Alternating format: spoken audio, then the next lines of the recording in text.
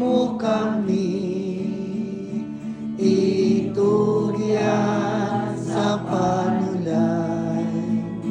Pinunua, luwasa kami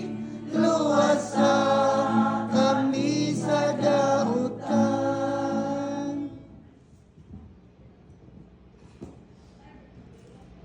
Ginoong Hesus, sa among manunubos, imbutan mo ang paghalad sa imong kaugalingon ngadto sa kamatayon, aron ang tanan maluwas ug makalabang gikan sa kamatayon ngadto sa kinabuhi.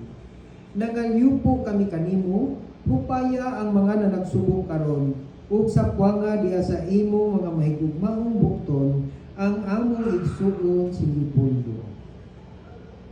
Kay ikaw lamang ang santos ug ikaw mismo ang kaluoy, pinaagi sa imong kamatayon, gibuksan mo alang kanamo ang ganghaan sa kinabuhi.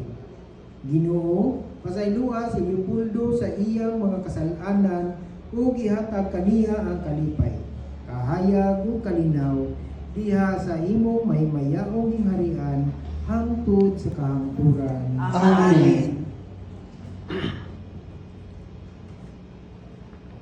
Bulahan kadtong nangamatay diha sa Ginoo, papahulayon unta sila gikan sa ilang kahagop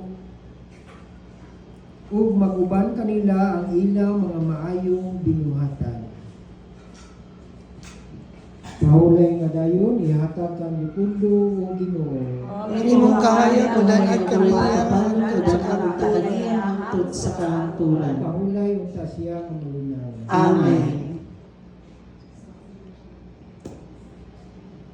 Hinaot unta nga iyang kalag ug ang kalag sa tanang mga nangamatay, pinasikad sa kaluoy sa Dios mo pahulay nga malinaw na hangtod sa kahangturan. Amen. Hinaot unta nga ang gugma sa Dios ug ang kalinaw sa atong Ginoong Hesukristo, manalangin ug maghupay kanato ug sa dako kaagho mupahid sa matag luha sa atong mga mata. Sa ngalan sa Mahal ug sa Anak ug sa Espiritu Santo. Amen.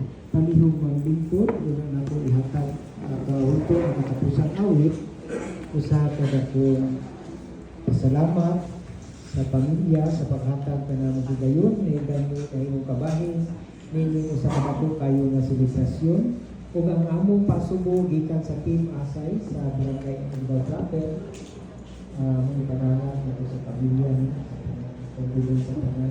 So, kami to nagsubo, tungod kay amo akong kapitan si nagsubok ang siya. So kami po isip kabahin sa iyang mga igsuon sa Andaw Trapper, nagsubok po.